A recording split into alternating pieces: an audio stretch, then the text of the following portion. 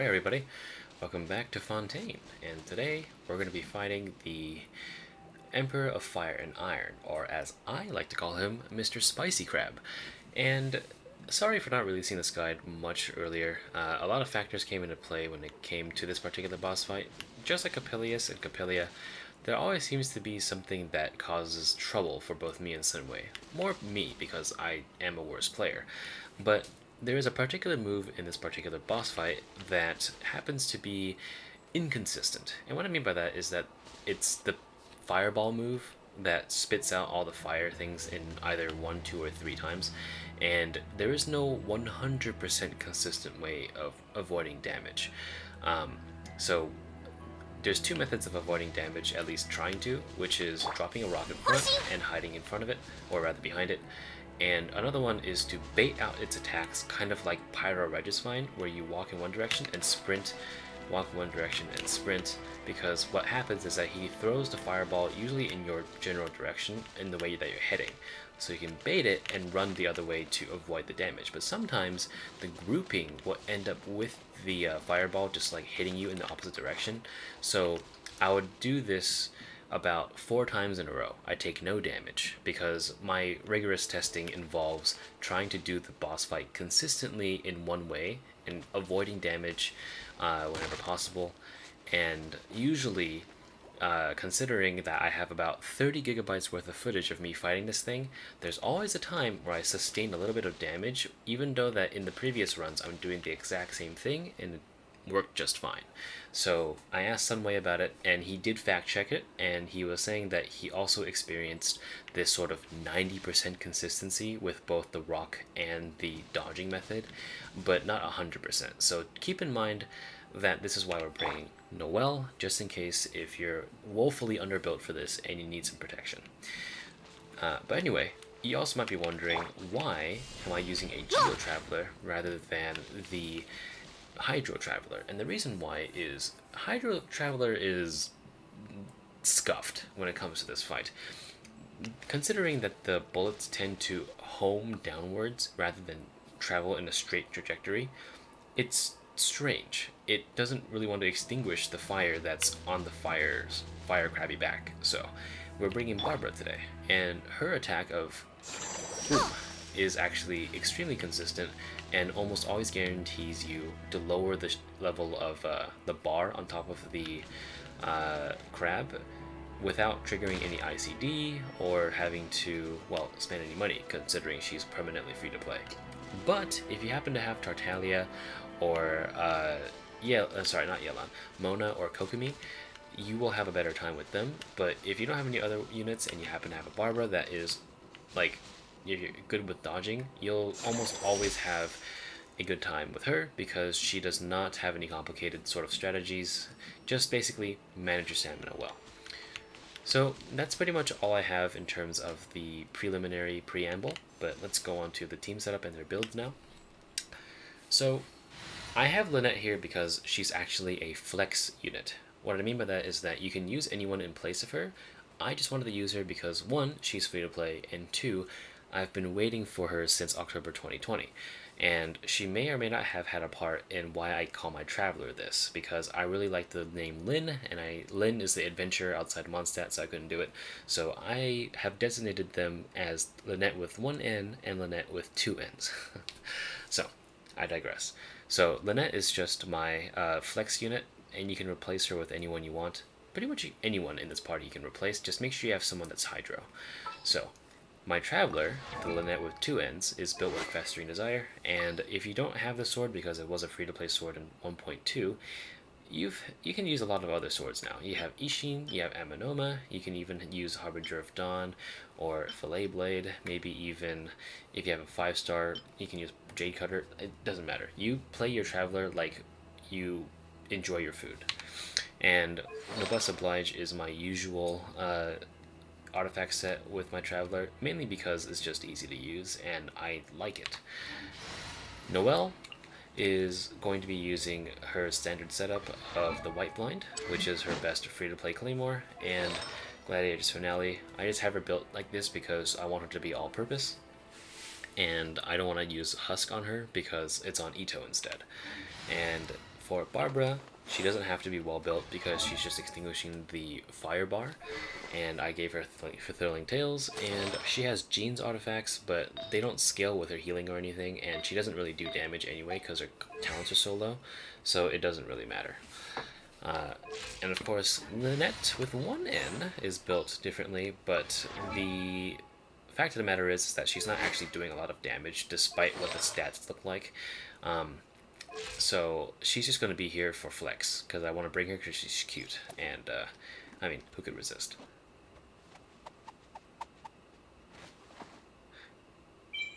So that's it. Let's begin the fight.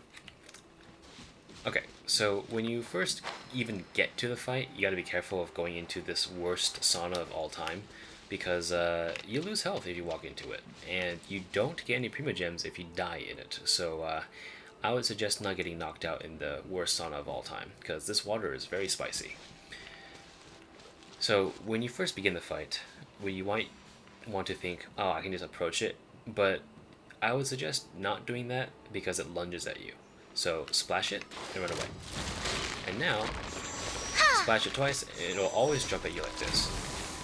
You can iframe it like that or double dash, up to you. And now, the next move will always be the fireball move. And I'll show you both ways to dodge it. So here, I'm going to throw it. And it will either do that 1 time, 2 times, or 3 times. And I got lucky there. It only did it 1 time. And this is the other move where it just summons a fireball into its hand and throws a line of coke at me, but it's not hard to dodge. If anything, the hardest moves to dodge in this entire fight are actually when you extinguish his flame. So let's get to that part. By the way, if he does this, you can either run out of it, or if you extinguish it, you get Primogems, so just letting you know. So after this, you'll get up, and he'll actually start brawling with you like it's a fight box match. So he'll do 3 moves, and some of them are kind of bullshit. So the first one is very easy to dodge. It's the white claw hit, I guess. But the one on the right, if you get too close to him, he'll do it really quick. But sometimes he'll also do a delayed swing, which is really, really annoying. So I would suggest just being wary of how many times you're hitting him, and if you see him swinging, be careful. But it's arguably easier when he has his little fire bar up, because at least you can just extinguish him, and you know that he won't really swipe at you. And this is very easy to dodge just from one direction. It's pretty much a joke. So, hilariously, when you enter the DPS phase, it's also a DPS phase for him. And you can preemptively extinguish him, but let's see if I can show you the other way of dodging the other moves. Come on, do the thing for me. Oh shit! He's never done that before. Oh no, never mind. That's just him going to the one spot. Okay, so let's see how much damage I can do to him before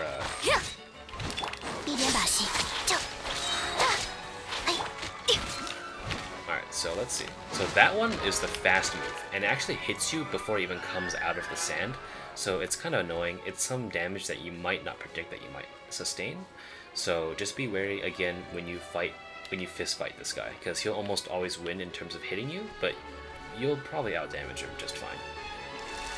So I'm going to let him do his thing one more time. I'm just going to let him, simmer, and let's get him to make his move. So over here, that was how you dodge the other way. It's baiting his attack. So you saw over there where I ran in one direction, and the second he launched his fireball, I ran the other direction. Basically, I was baiting out his attack and making sure that he doesn't hit me. But with that happens, and you're able to make it work 9 times out of 10. But sometimes you might get clipped, just like the method of the hiding behind the rock. And of course, if you think you're not going to make the extinguishing time limit, just walk out of it. That's not going to do much. And this won't hurt you, just walk back in. Yeah.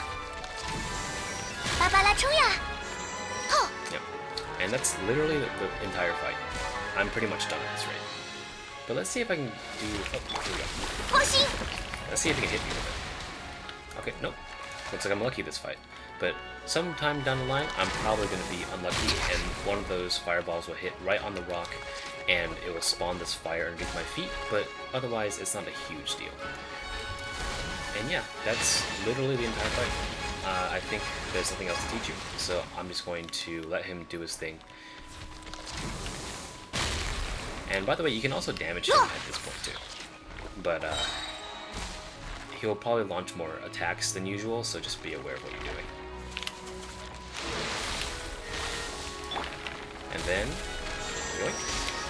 打起精神来哟！这样，魔术开场。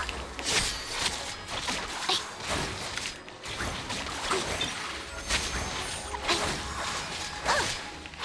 一定要干净利落。哈！我会注意女仆的礼仪。Let's have a cage match, Misha.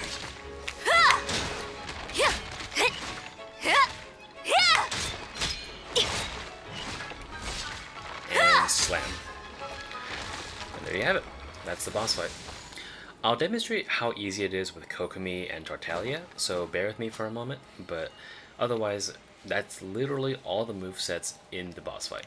So I was lucky this time and I didn't sustain any damage, but be aware that if you happen to sustain some damage and follow the instructions in the guide, you might have gotten unlucky. And this can be corroborated by what Sunway is saying in his guide as well. We test this stuff extensively.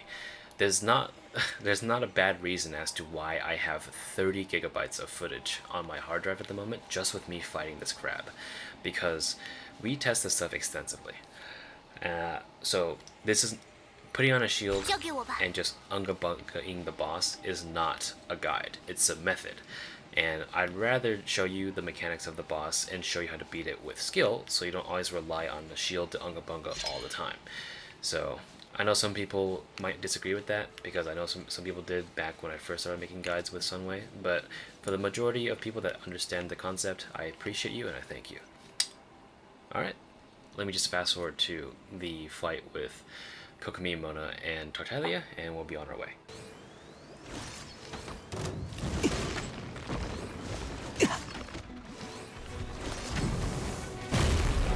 休养生息，哎，命运倒映水中，哎啊呀呀，哎，翻涌吧！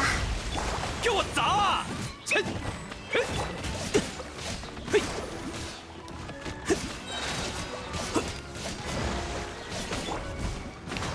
前斗战银牛，鬼域狂欢，前，踏，踏，就是你了